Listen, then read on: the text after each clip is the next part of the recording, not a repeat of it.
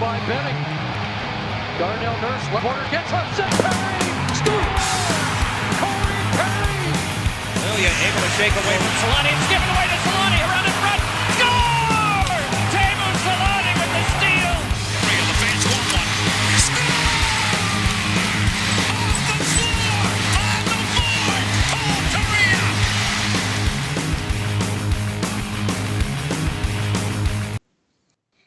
Hey everybody, welcome to another episode of the Forever Mighty podcast. It's Pat and Eddie today. Eddie, what's happening, man? Not much. Nice to be back on the show with some actual news, with a couple signings to go over, and obviously we're projecting the lineup for the upcoming season, because what else do we have to do right now other than that? Yeah, 4 signings. And then, like you said, we got a bunch of RFAs, UFAs to look at for this team. And if we have some time, if you don't ramble too long about the prospects and young guys in this roster, where you think they're going to fit, maybe we get to some NHL news. Yeah, maybe. We'll see. I got a lot to say about Trevor Zegras, so we'll see how it goes. And that you already haven't said? Yeah. Hey, there's never enough to say about Trevor Zegras and what he could do for the team in this upcoming year. I'm just disappointed we didn't get to see him at all. I mean, I'm disappointed we haven't seen any hockey at all. I say that every time we come on the show or every time we come on a mic, I always talk about how much I'm disappointed in this whole virus thing in the league not figuring something out. Yeah, I mean that's how it is, right? They're not gonna tip their hands. There's gonna be no AHL situation. They're not gonna cancel the season until they absolutely have to. Are we at that point though? I mean, we probably should be, but we're not yet. Not quite yet. I don't know what that tipping point is for them, honestly. Like, I would have thought they would have already got to that now, but they haven't yet, so we'll see. I mean, it's got to be coming soon, you would think, right? Like, I don't see it lasting too much longer before they have to do something. Well, didn't they say, 2 weeks ago, or a week ago, they were going to have news on the draft, Monday or Tuesday? And I don't think we've heard anything. No, we haven't heard anything. There's apparently going to be a June draft, but then a lot of league executives came out and said that they weren't a fan of having the draft in June, so we'll have to see. I don't think it happens, but just with Steve Yzerman coming out and a couple other GMs basically just saying it's a dumb idea, I can't see it still happening in June. And plus, if somebody brought up a good point, like conditional picks too. Like, what do you do with that if you still have the season running? Like, how do you accommodate those conditional picks? Yeah, I mean, like I said, once this hits June, we got to make a decision. Yeah, you have to figure it out. Wait a minute, let's hop into the signings, because I thought 2 were good, and the other 2 is kind of like, whatever. You gotta have guys to play in the AHL. Well, yeah, I mean, these were gonna happen anyway. We still have a lot of guys who need to sign some contracts, but I guess the 2 bigger ones were Christian Djoos signed a 1-year, one-way deal for $1 million, and Brendan Gooley signed a 2-year, one-way deal for $800K per year. Not super surprised for Christian Djoos. I got an article coming out on him soon, but he had a good 9-game stint with Anaheim. I mean, over those 9 games, he was their best defenseman. Right, so you can't really argue this signing. I'm glad he's coming back. I think he might be able to squeeze to a top 4 role next year. It's going to be tough. Obviously, you've got Fowler, Lindholm, and Manson when healthy, locking up 3 of those spots. But Goodbranson, if he's healthy, he could be in the mix for that because of his chemistry with Fowler. But I think Christian Djoos has at least a good chance to make the Ducks roster and then also get some good power play time just based off his play last year.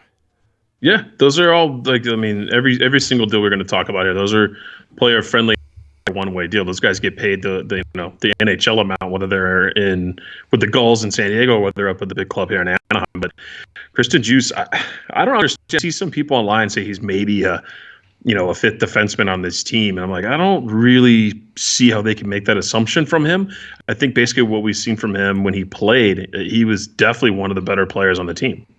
Yeah, he was. I mean, when he was here for those 9 games, and yes, Fowler was injured and Lindholm played 1 game, and I think Manson only played 6 or 7 games. So, he had a lot of opportunities to come out and be a top player for this team. But he still was the only player when you look at Corsi percentage and his possession stats, he was the only guy above 48%, and he had 52%. And you just look at his numbers, 3 points over those games. He ended up scoring his first goal with the Ducks, and just played a solid, good transition game, which we really haven't seen from the Ducks, and only, I guess, when Cam Fowler was fully healthy, and a guy who could get clean zone exits and then also kind of push the play offensively. So, again, yes, he was given an immense opportunity over those 9 games with 3 of the 4 Ducks top defensemen being out, but he still didn't squander that opportunity. We've seen a lot of guys squander those opportunities when Lindholm and Fowler and Manson have been out of the lineup, but Jakob Larsen hasn't kind of the bill when he's been given those opportunities.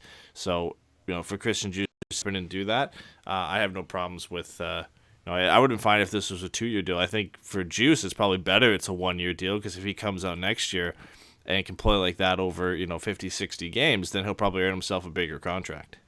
No, 100%. I was super happy with this deal. Like I said, you always want a player that's good to be here longer, but that was a good choice by Juice to sign just a 1-year deal to make the most of it and see what he can come back for. The Gooley deal, how do you feel about him going in 2 years on this deal? Which obviously nothing's permanent. He could be traded or moved or whatever, but he hasn't really proven from basically what his skill set should be that he can actually stick with that at the NHL level. Do you see him fitting into this lineup? I don't know, because he was one of the big pieces of that Brandon Montour deal, and he just really hasn't lived up to the bill. I thought he was good with Fowler the first kind of quarter of the season he played after that trade. I think we all thought he was really good, and then we didn't really see him last year. Spent a lot of time with San Diego and couldn't get things going that well down there either. He wasn't bad, but every time he got called up, it just the same. And maybe that's because he wasn't put with Fowler and he wasn't given the same opportunities, and the Ducks were so bad last year that maybe that's the case. But this is an interesting deal for sure. 2 years at $800K, like all of a sudden next year, if he breaks out and becomes the defenseman you kind of hope he's going to be, or gets closer to that, you've got another year of him being at $800K, where you've got a nice team control there, and maybe this is him banking on himself over 2 years that he can get to the level he wants to. And I think the interesting thing about all 4 of these deals we're going to get to, they're all one-way deals as well. So if these guys do play in San Diego for the entire year, it's detrimental to the organization in the sense that they're going to have to pay them this NHL salary no matter what. Right. So that's what I was saying. It's a player-friendly deal when you're talking about money. Yeah. They're all making money there, which I think this, to me, kind of signals that Bob is looking at these guys is you're going to play in both cities. So they're going to play here, they're going to play there, right? It's just might as well have them on the cap, because like the cap it like that, because we're probably going to be spending a lot of in Anaheim. And the players, I think they all would like to, but paid the money they think they should. These are really all show me deals. You want to make more. So especially if you want to go to the next one, you want to go to Hakanpää or Carrick? We'll go to Hakanpää, because I think out of both of those guys, he's probably the guy that will see more NHL time just because of the log jam at forward this year. But Hakanpää is an interesting one, because preseason wasn't great to him and was one of the main reasons he spent the majority of the year in San Diego. But when he finally got recalled, he actually looked pretty good. And again, I don't know if that is because, when you look at who was out of the lineup again, same for Christian Juice, that maybe he got a better opportunity to kind of play in better situations than he normally would on a bottom pairing when everybody's healthy. But I think he at least earned himself another contract, and I'm fine with this.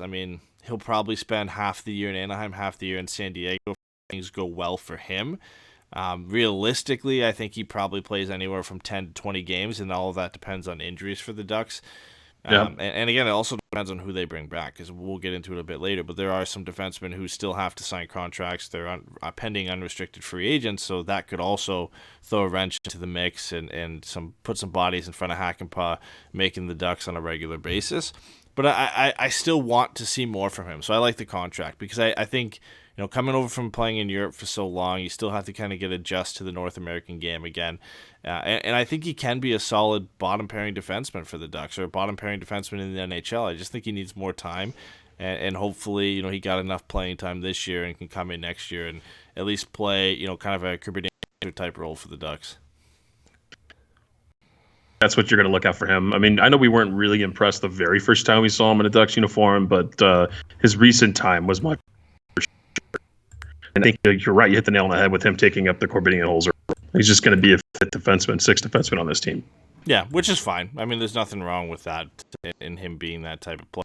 The Ducks are always going to need guys who can fill those roles, right? So it's a matter of time, I think, before one guy beats another guy out. You still got guys like Jakob Larsen, and if Del Zotto comes back, and we already mentioned Gooley and Christian Djoos are going to be fighting for those spots. So it's a matter of time before one of those guys wins out and takes that full-time job. Yeah, and the Sam Carrick thing is just always been a head scratcher for me. This guy is basically past few seasons, or past couple of seasons at least, he's a point per game with the Gulls. I mean, he was, I think, one of the leading scorers on that team. Leading scores their playoff run. This work got halted. He had 43 points in 46 games, so he can score there. But whenever he comes to Anaheim, he's got 5 points in 34. So he's just been able to make that next step. So I think this is more of a goal signing overall. Yeah, no, I can see that. I mean, Sam Carrick, again, it's a one-way deal, so there's incentive for the Ducks to keep him up whenever they can. One thing I'd be interested in this is, does the way this deal structure hamper the Ducks bringing a guy like Derek Grant back as the fourth-line center? Like, maybe this is Sam Carrick getting his shot as the fourth-line center. I wouldn't hate it. I mean, we all love Derek Grant and what he could bring to this team, what he's brought to this team when he's here. Bobby said he's bringing Grant back without saying he's bringing Grant back. Could, for sure, but in the end, I mean, Derek Grant holds all the cards, right? If he wants, it's not like he's winning a Stanley Cup this year. For sure, no, for sure. And I don't think he wouldn't want to come back here. I have no reason to believe he wouldn't want to come back, but there are other teams who are going to offer him contracts, and maybe the Ducks don't offer the contract that works best for him, and maybe they're this Carrick deal, the way it's structured, could be them just kind of covering their asses in case they can't get Derek Grant back, or there aren't any better options that they want to go to and get. So I think, and I wouldn't hate it either if Sam Carrick was the fourth line center this year and he centered Delorier and Rowney. Like, it's not too much of a drop off, and I think the way Carrick's played for the Gulls, he's probably earned it at least, to at least get that chance to come in and be that guy. And if there is a downgrade, it's not that much of a downgrade from Derek Grant. Sorry to mute my mic for a minute. Yeah, no, I don't think it's a downgrade as much as I think that Derek Grant's just a better fit on this team. Oh yeah, and I think he's gonna play a lot better. He's always been that penalty kill guy, right? He had a bunch of shorthanded goals from the season. So I think that you got to bring a fan favorite back, man. I could ramble about him a lot. I think he should come back. Yeah, he comes in we have a discussion about some possible free agents Ducks could go out and get, and he kind of comes in a discussion. But when we're talking about guys who have already signed, we also have to go in and mention some of the guys who still have to sign contracts. There's a few of them, about 4 or 5 RFAs and a couple of UFAs that still left to sign. So we'll quickly run through these here. You can speculate if you think they'll re-sign and kind of what that structure is going to look like. They're fairly easy, but first one up is Sonny Milano. He made $875K last year. He's a pending RFA this year. What do you think? What do you think he ends up getting? 1 2 years, kind of around the same money. I think he's going to get a 2-year deal probably. And I don't think he blew anybody's skirt up in his time here in Anaheim so far. Had a couple of good plays, but he brings that speed game that they're looking to play. And it'll be interesting to see if he's going to be the guy that's going to stick around, purely because of all of the prospect talent that we're going to be talking about here a little later. That's going to be trying to log jam in the forward group. So it'll be interesting to see what Bob Murray does about that. But I think if he does come back, it's going to be a short term and about similar money. So many of these guys are going to be on prove-it deals. We've already mentioned that It's just kind of on a prove-it deal. Gooley is on a 2-year, but it's still a prove-it deal. Same with Hakanpää. So I think Sonny's going to be the same. I think the Ducks would like to get him at 2 years, under $1 million, around $800K, just like what Brendan Gooley got. I think a similar contract to that is what the Ducks would be looking for. I'm sure Milano probably would want a 1-year deal. Maybe he wants the safety belt for a 2-year deal, but I think he believes he's a better player, former first-round pick. He's got all the confidence in the world to believe that he's a better player than what's transcribed over his career so far. So I can't see it being more than a 2-year deal. I think a 1 or a 2, probably under $1 million, is what Milano's going to get. And it's all up to him if he's going to stick around with the Ducks this year. He had a nice kind of end to his season coming over at the trade deadline, but it's all going to change at the start of this year if he's actually going to play with Getzlaf. That's the big thing. He played with Getzlaf. So is he going to get that chance at the beginning of next year? We'll have to see. Yeah, and we'll see how Getzlaf is next year too. So another year, didn't get to finish the season. We'll see what this is going to be the craziest start to a hockey season next year if they don't play anymore. It's going to be crazy. These guys are going to be off forever. Rinks have been closed. I mean, I know they can work out at home and they got like special facilities. Some of these guys at their house, I'm sure, but for the majority of the players in the league, man, that's a long layoff. Yeah, no, especially for a lot of these guys that are normally used to working out during the summer. Guys that start their routines early. I'm sure Ryan Getzlaf is one of those guys. So, and then if the season gets pushed back to December as well, right? He didn't used to be. And Chicklets, they said, he took off his skates and then didn't put it back on until training camp one year. Well, I'm not super surprised, I guess, at this point. Probably early on, he was the guy who'd be working out all summer. Then once you get to the point where you're the captain and the go-to guy on the team, you can probably take the summer off and come back and not worry too much about it. You want to run through some of these guys too, because I think a lot of them are Jakob Larsen. Yeah, Larson, Del Zotto, Irwin. Larson's an RFA. Del Zotto and Irwin are UFAs. I think Larson comes back. He's an RFA. You can bring him back for literally like the kind of the same deal that maybe Juice has, because Larson's kind of been around and played some more games, something around that. Like it'll be like between, I think, a 1-year deal between like 1 or 1.5. I can't see it being any more than that. He hasn't proven that he's worth more than that. But maybe it's more a 2-year deal or a 3-year deal, depending on what. I think Larson's a bit different than Gooley and Juice in terms of not only his age, but what he's shown for the Ducks so far, and maybe the promise that hasn't been fulfilled. Maybe he's just looking to kind of stick around and be that bottom 6 pairing defenseman. Yeah, I mean, would you take him over Del Zotto and Irwin? Yeah. Purely because I still think there's some potential there that he could tap into and be a better player. I think he's better than Matt Irwin, and I think it's fairly close between him and Michael Del Zotto. And if you're picking who you'd rather have, would you rather have a 30-plus Michael Del Zotto or a guy who I think Larson's only 23 or 24? Like, he could just be a late bloomer. There's time for him to become a better player, and I don't think the Ducks should give up on him yet. It's not like he's demanding $3 million, and you got to make a decision there. Like, it's gonna be 1 at most, maybe 1.5. So it's not breaking the bank to bring him back. No, and I would take him over the other 2 guys for sure. What about Ryan Miller? You think he's coming back? I think he's done. I think he's done. If he's done, then he's not going somewhere else. I think. No, he gets retired time. He's 40. Yeah, it's not like he can even go to another California team and try and win a Stanley Cup, because they're all bad.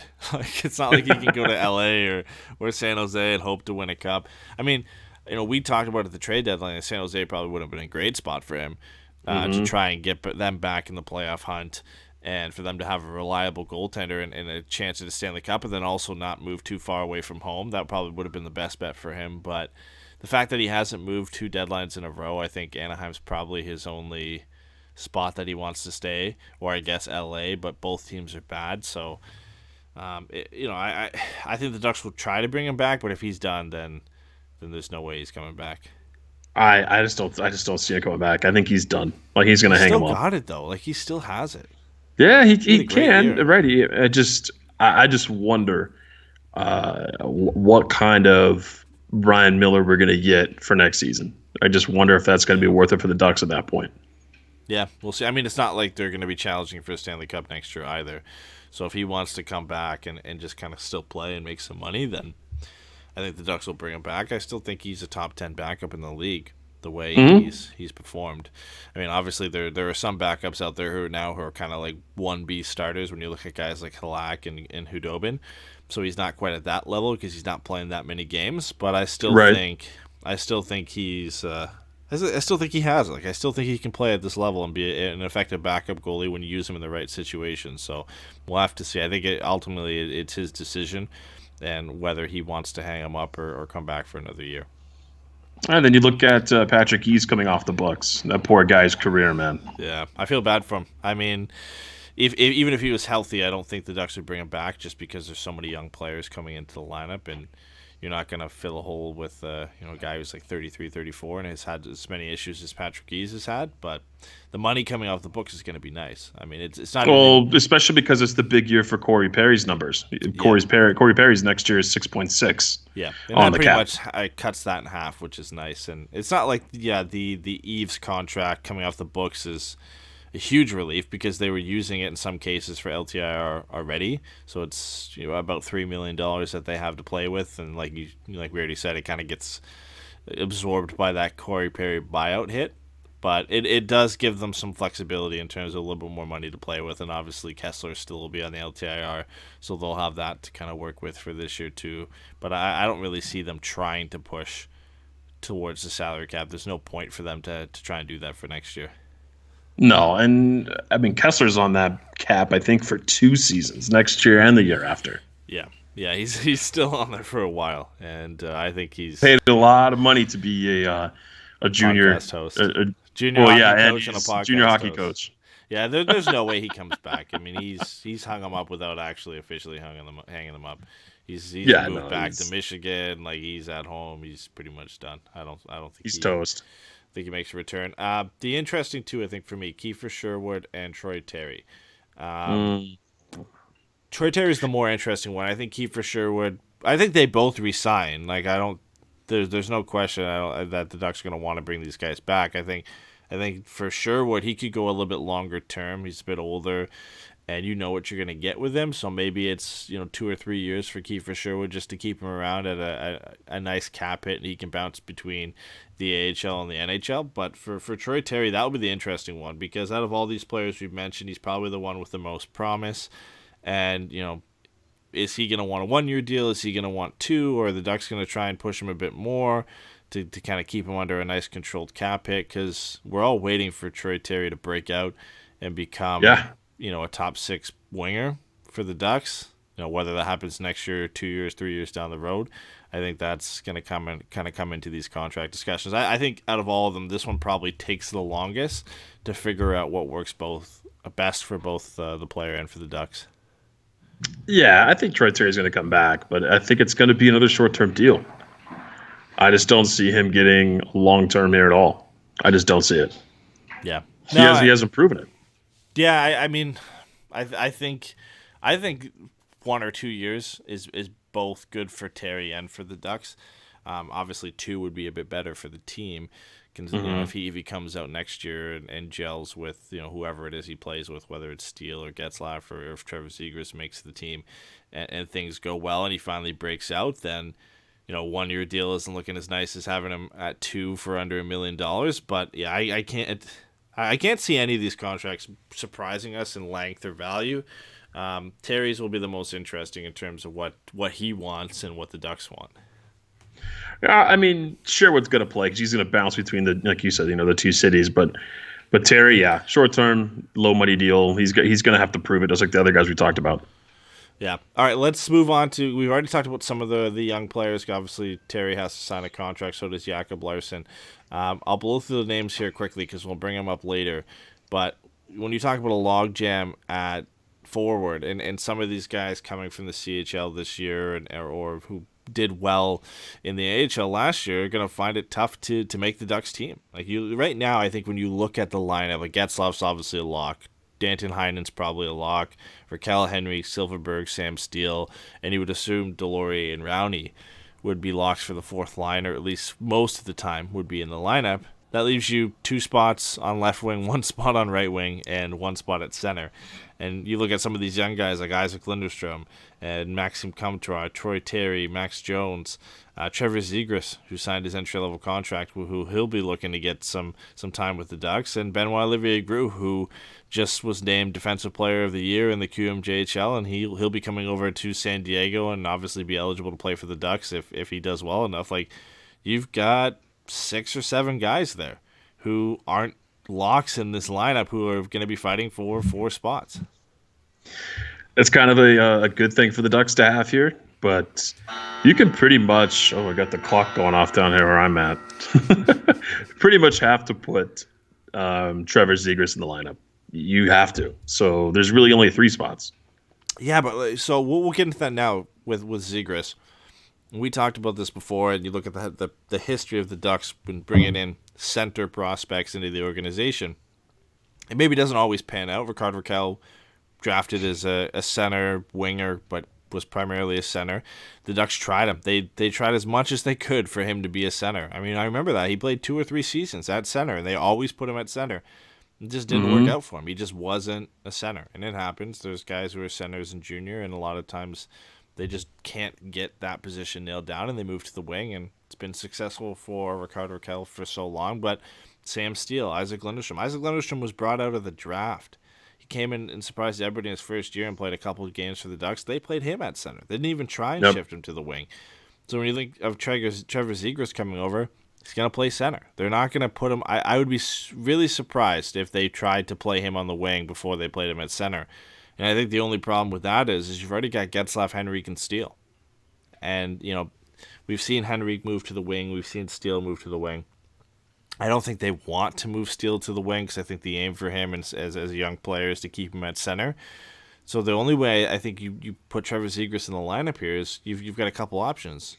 You play him on the wing, and you kind of move away from that tradition where you play center prospects at center. You move Henrique to the wing, and you play Trevor Zegras as a second or third line center, or you play him as a fourth line center. Those are really the only options you have to put him into the lineup. If he's going to play, he's going to have to slot in at center and move Henrique. I really feel like you're going to see Henrique bump down the lineup from this. Steele's already playing third or fourth line center, and he hasn't been playing fourth. I mean, we know that role's been reserved for Derek Grant as his time here. And when he comes back, that'll be his spot because he's coming back. But it's a tough thing for the Ducks to look at. They're going to have to make some moves because you can't hold these kids back forever. You got to give them time. Yeah, and maybe that happens at the draft. We've heard teams have been interested in Rickard Rakell, and we've advocated in not trading him at this point. But I mean, he had a bad year this year, but I mean, hey, that happens. Yeah, at this point, can you trade Jakob Silfverberg? Maybe you look into that. Maybe you don't. They just did re-sign him to a should have done it last year. They should have done it last year. Exactly. They should have done it. Like you should have been able to see this coming. It's not like any of these prospects are new to the system. Like you knew Zegras was likely going to come at the end of this year. You knew, Jones, Comtois, Terry are going to be fighting for spots. Then you add in guys like Danton Heinen and Sonny Milano who will also be fighting for spots, and there's just not enough spots left. Like I think there's some easy guys you can say are probably not going to make the roster unless they well. I think Benoit Olivier-Groux coming right from the CHL, the Ducks are going to put him in San Diego to start the year. Unless he wows at camp, which he's not a flashy player where he's going to wow at camp. He's probably the best defensive prospect the Ducks have. And eventually I think he's going to be a key part to, whenever the Ducks get back to contending again. But when you have Steele and Henrique and Getzlaf and Lundestrom in front of you and Trevor Zegras, I can't see him making it. So that's an easy scratch for me. I think when you look at some other guys, not young players, but just some other players like Andrew Agozzino is still around. He probably becomes that 13th forward. Or, I don't see him spending too much time in the AHL, but he probably becomes that 13th guy where he rotates in and out with whoever the Ducks have as that fourth line center, whether it's Sam Carrick or if they bring Derek Grant back. I mean, isn't it pretty much going to be Jones fighting for those 3 extra spots after Zegras? I mean, you would think so, but Kiefer Sherwood, I think he has a long shot probably to make it. He likely, because of his history, he starts in San Diego and gets called up for injuries. That's kind of been his role. David Backes, where is he the fourth line center? I think he probably has an inside edge. He's the trade to a dumpster fire or a buyout or something. Yeah. They need Well, I to, they don't need think to you call would Toronto if you and have a figure out how to put compliance him on. buyout, you're not buying out David Backes with 1 year left. You're buying out somebody else. But Of course. But we I could think all dream that Backes probably Backus has is not on this team. he probably has the inside edge to be the fourth line center just because of how much money he makes. Like I don't think they're gonna bury that in the AHL. I don't think the owners want to bury that in the AHL. And still pay him $4.5 million. Well, they brought him here for leadership qualities, right? I mean, that's what it So is. I think you can scratch Agazino. I think as being a lock for a starting 12. I think you can scratch Benoit Olivier-Groulx. He's probably going to get sent down to junior. If we're pushing Trevor Zegras in and pushing Henrique to the wing, then what do you do with Isaac Lindstrom? I don't think he comes and plays for Anaheim this year. You think he's back in San Diego? I think so. I'd have to agree with that. I love his game, but he didn't tear it up for San Diego. And he's not an offensive juggernaut by any means, but he didn't impress as much as he impressed when he was up with the Ducks. You know what I mean? You can really see his two-way game when he was up with Anaheim and he was making plays, but then he went down to the AHL, which is a different style of game, and I don't think it necessarily suits him as well, but he just didn't have a great year. And I think, they're comfortable San Diego next year going down the middle with Carrick, Lindstrom, and Benoit Olivier-Groulx. Like, that is a really, really good young starting 3 centers for San Diego next year, and you do have some options then if Zegras isn't working out or Henrique or Getzlaf or Steele get injured. You have some fairly good players down there that you can call up, and Lindstrom can jump into your top 9 and not hurt you. Maybe the offense isn't going to be there the same, but he's at least going to be reliable enough that you can plug him in and he's going to get things done.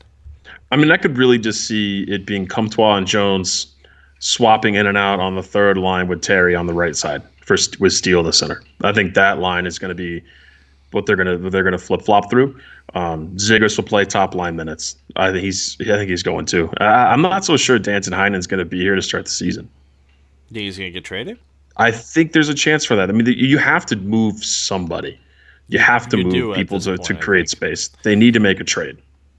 Now, Sonny Milano Whether could that's go Heinen, down to San Diego, and I don't think anybody would bat an eye. I think he'll have to earn his spot in training camp and in preseason. Sonny Milano. I mean, all these guys technically have to if you talk to Bob Murray. Right? There's no more. Well, yeah, for sure. Yeah, he's made it very clear that there's no one has a stall until you come and you've been told you're in the starting lineup. Like it's the way it goes. You got to run through training camp and impress. Yeah, and I think out of all these guys we talked about, in Jones and Comtois and Terry and Milano, I think probably Maxime Comtois has earned that spot more than anybody, the way he dominated at times with San Diego in the latter half of that season. And I think Troy Terry is probably right behind him because you put Comtois on the right wing, you put Jones on the right wing, but that's Troy Terry's natural position.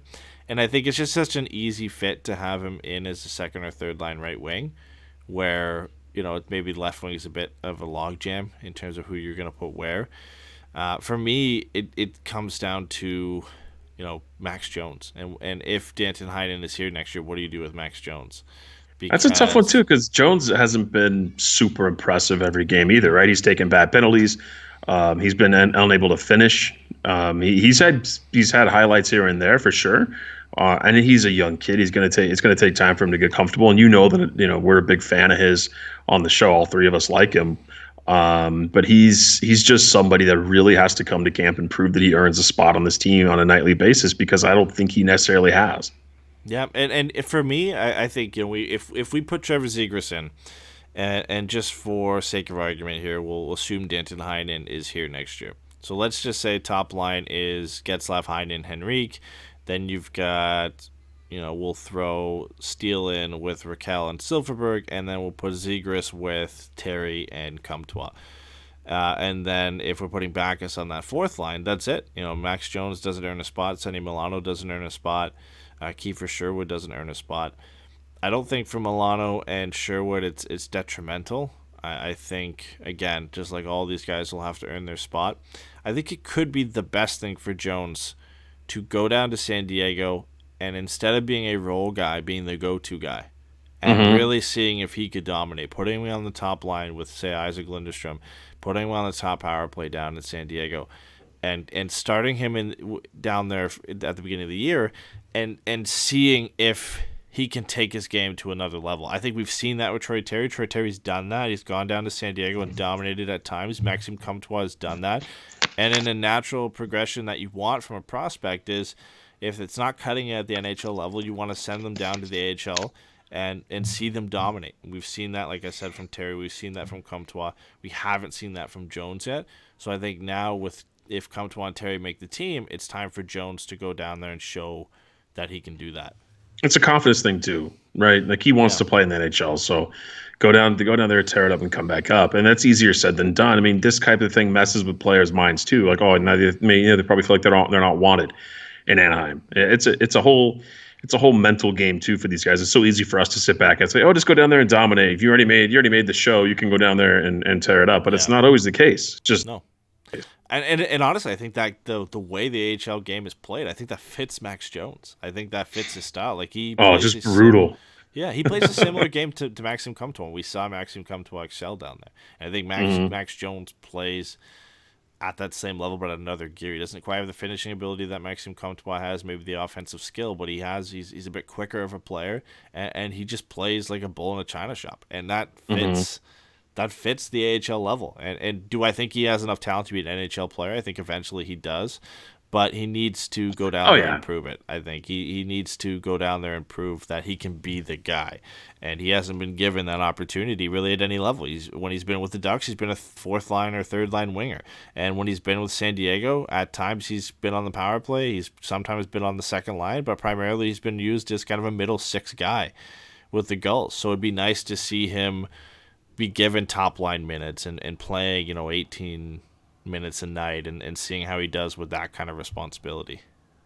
So where do you want to go these last, 15 minutes or so on the show? Do you want to, because the defensive pairings are pretty much already set. Lindholm, Manson, Fowler, Gudbranson, and Juice and Larson, barring something crazy happening this offseason. That's pretty much what it's going to be. Yeah, I think Mahura and Gooley likely start with San Diego unless it'll be the top four are solidified. I think if Gudbranson's healthy, like it's Lindholm, Manson, Fowler, and Gudbranson, like that's what they're going with.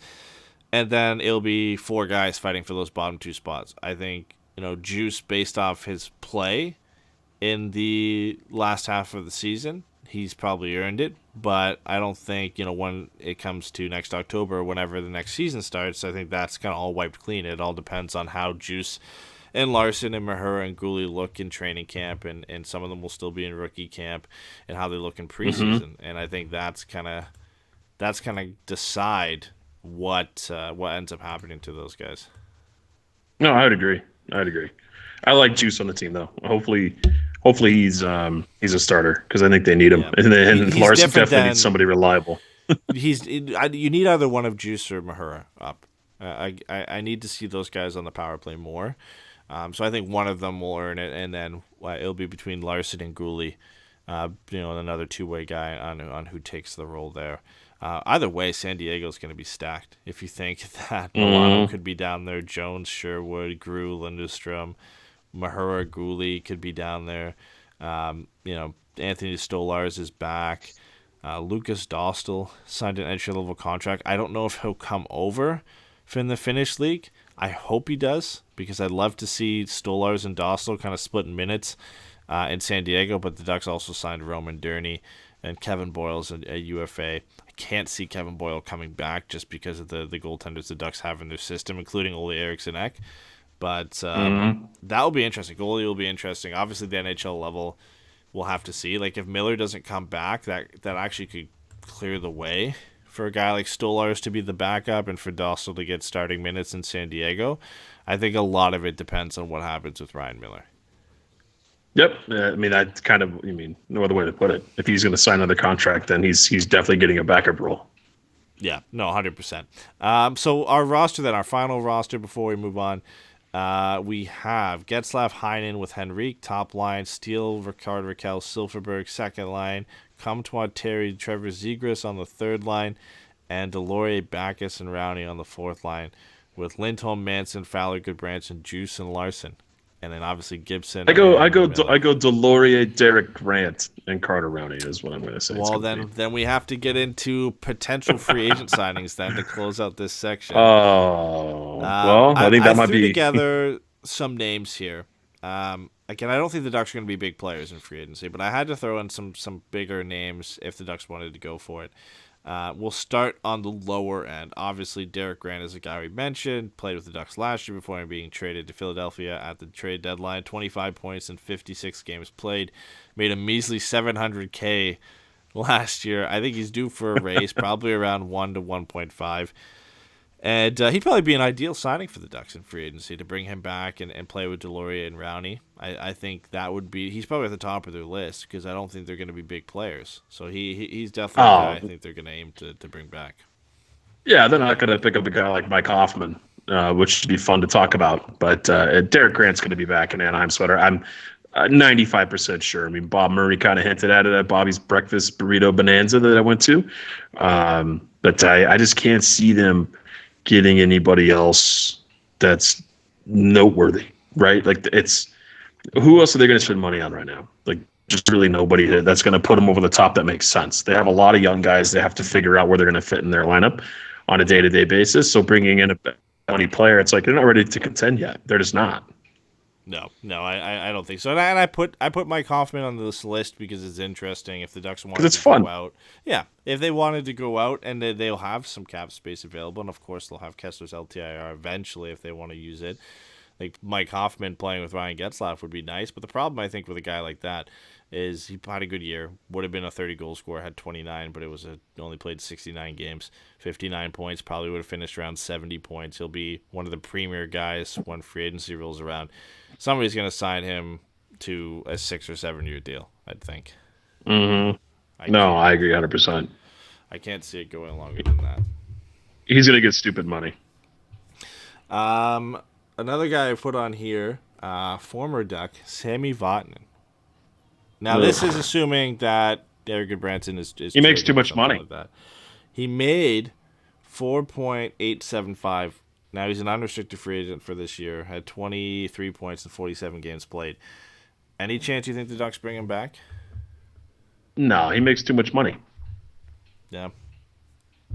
I mean, 4.875 is a lot of cash. I just can't see them bringing him back for that amount of money.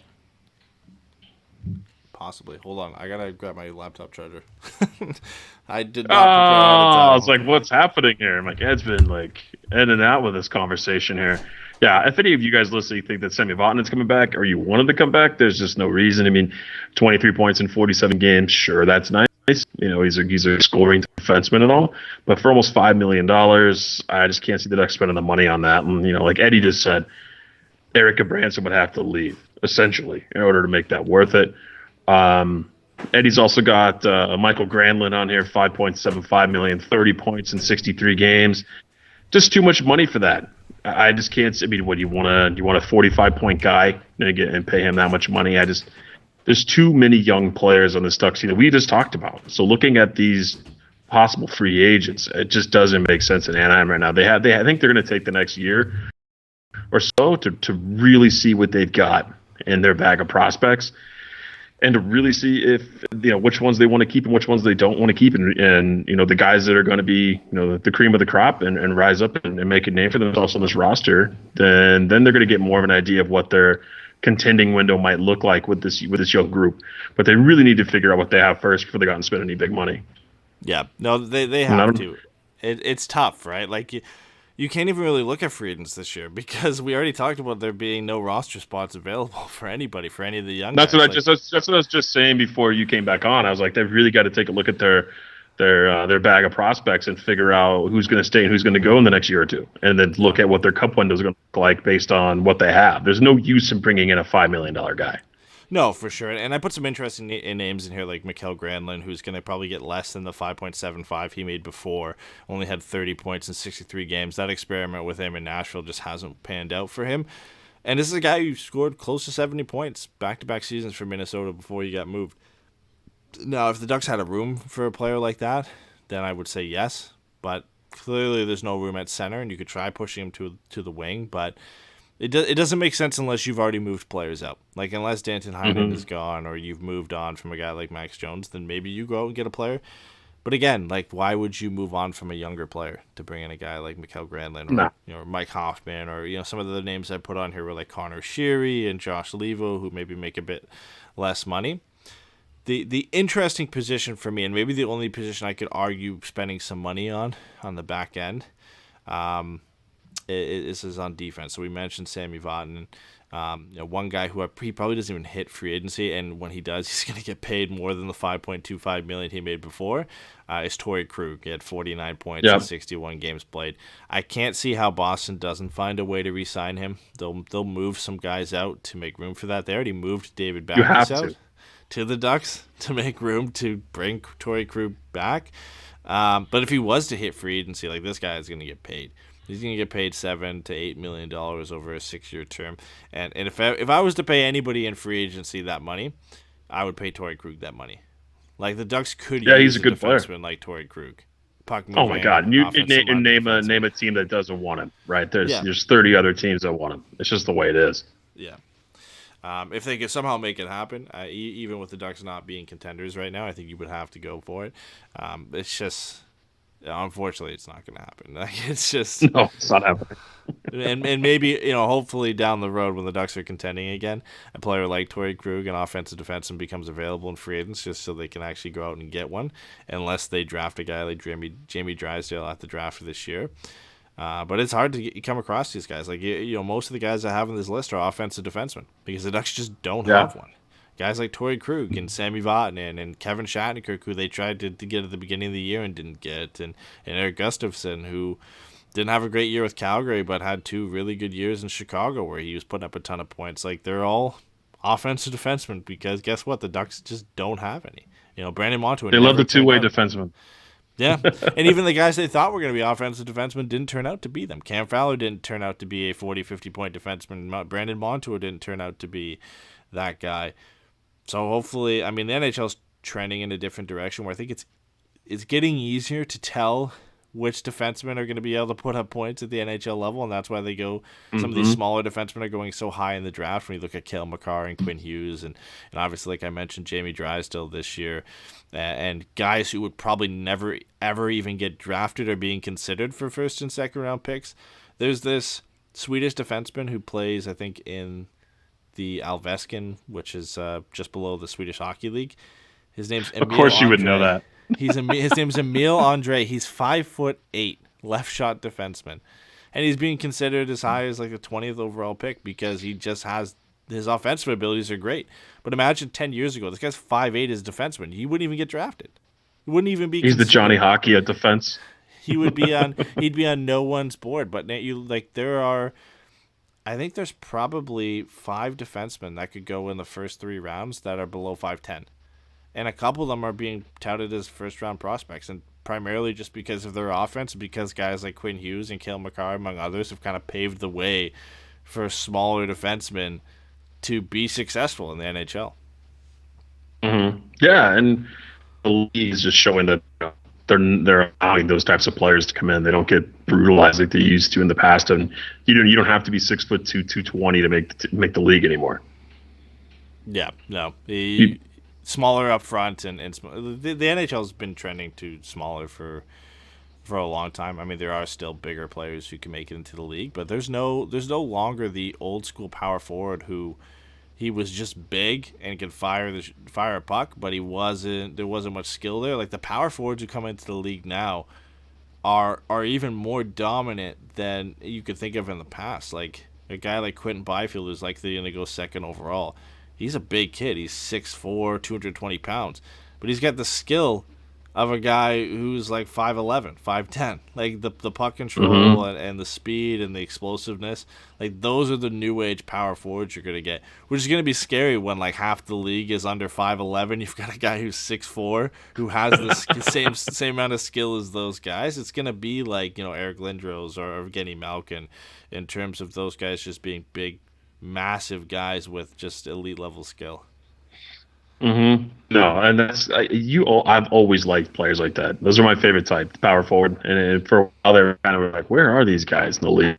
There's not too many guys you look at and you think like that anymore. We talked about this before in the show, like Jamie Benn, Ryan Getzlaf, Alex Ovechkin from the previous gen, right? Now looking at this new generation, you don't really see a lot of those guys coming in, but he fits the bill perfectly. Yeah, no, exactly. That's it for our roster projection.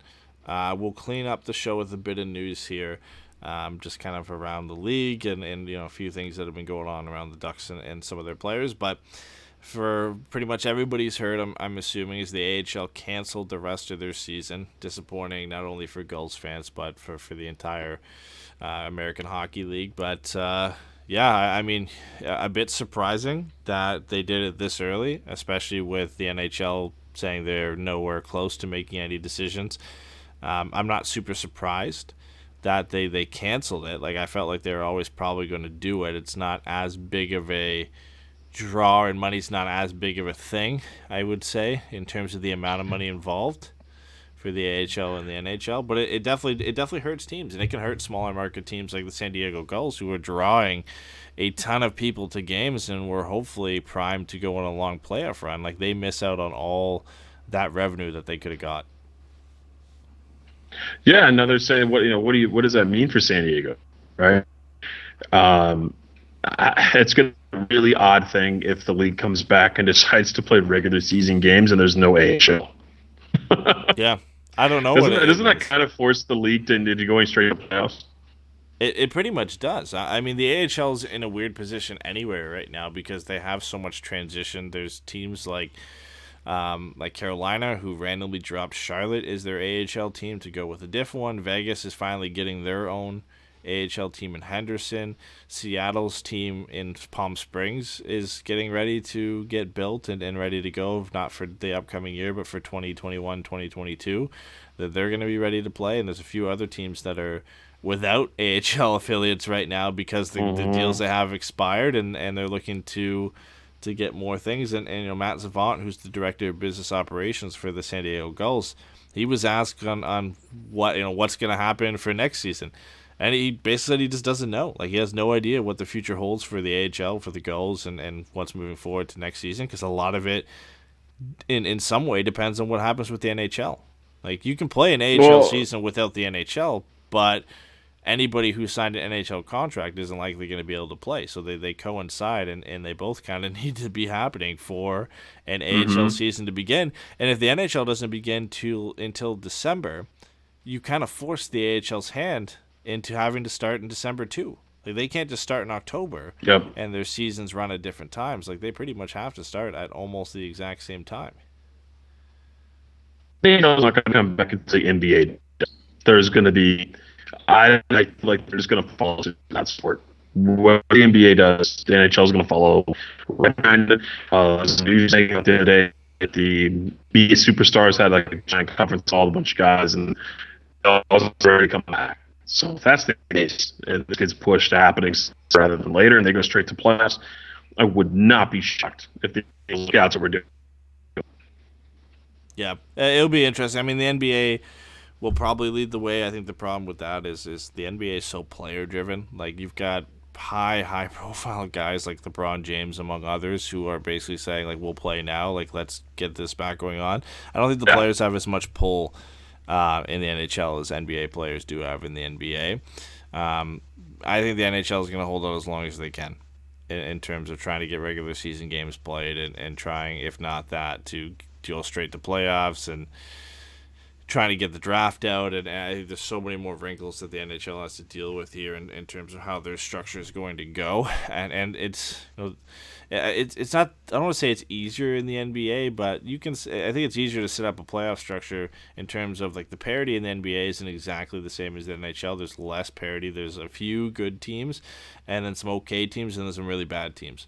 Like, you can put together a tournament style with, the 16 teams in the NBA, and it's not going to be as unfair as it is to the NHL right now when you look at some of the playoff formats, and the Ducks are making the playoffs in some of these formats, and you've got teams missing out by like .001 points percentage. Like, you're not getting that same thing over there. So the NHL has a really tough decision in terms of where they're going to go, and we'll have to wait and see how that happens. Hopefully we get some news on something, whether it's playoff format or draft or something upcoming, but I know here they just extended the state of emergency in Ontario until June 2nd, which means you can't have gatherings of more than 5 until June 2nd. And so if sports do come back, there's definitely going to be no fans. July or July. LA did it till July. So it's crazy times, man. We'll see if they even get it done. Let's ask the question that Dave had. What will be the start have a playoff run under the COVID format? The playoffs, I think we pretty much figured it out, right? That well, all these guys would hopefully be question here, healthy.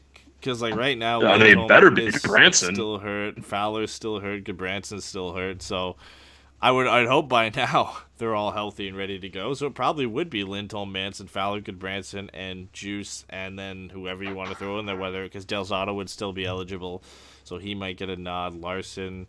With the AHL season done, like you've got all these guys at your disposal. Not only do you have Gouli, Mahura, Hakanpää, Del Zotto, you've got Weidman, you've got Benoit, who you could throw in there. So the Ducks would have a ton of options. I'm not sure how available those guys would be if they were to, because they weren't called up beforehand and what the rules would be around that. But even if they weren't, you would still have a few guys available. I think 5 of those spots are locked if everybody's healthy. Then it all depends on who goes in that last bottom 6 spot, whether it's Larson or Del Zotto or Gouli or Irwin, whoever they want to throw in there. Yeah, I mean, if everyone's healthy, it's the lineup we already just said. For sure. If everyone's hurt, then you're like, man, do we really even need to go to the playoffs? They don't need to go to the playoffs anyway. They should not be in the playoffs. They should forfeit their spot if they go with that format to the Rangers or somebody who deserves to be there. Yeah, no, I know. I think it'd be fun if they had some wacky format where everyone had a playing game to see if they made it to whatever. And I would the love to league see Trevor turned on its Zegras head. play though. Like that would be the only reason I'd want to see the Ducks play more hockey this year is to see Trevor Zegras play. No, you don't want to see David Backes play? No, I'm good. I've seen enough. He's like 7 years. David Backes is from like 10 years ago, sure. Sure. Yeah, when he was 26, now 36. Yeah, when he was putting up big numbers for the Blues. But that's it for what we have for today. We have a couple. I think what we had for a Patreon show is now being a regular show, the 30+ show. Is that a regular show now? That should be a Patreon show that we'll do live on Twitch for everybody, and then it'll go to just recording only for Patreon. That's what we've been doing with our Patreon shows anyway. Yeah.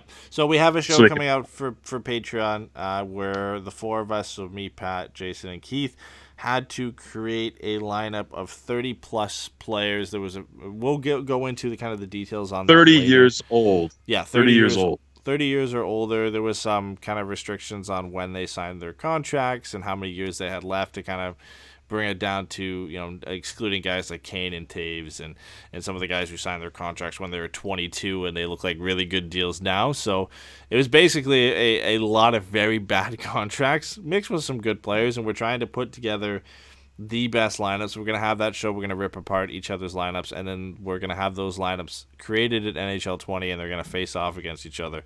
And then we'll figure out who actually had the ultimate lineup.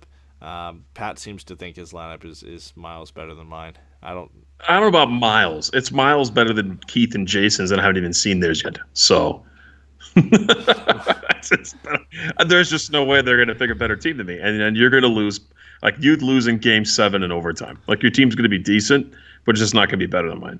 Hey, it's going to be a 1-game wins all kind of tournament.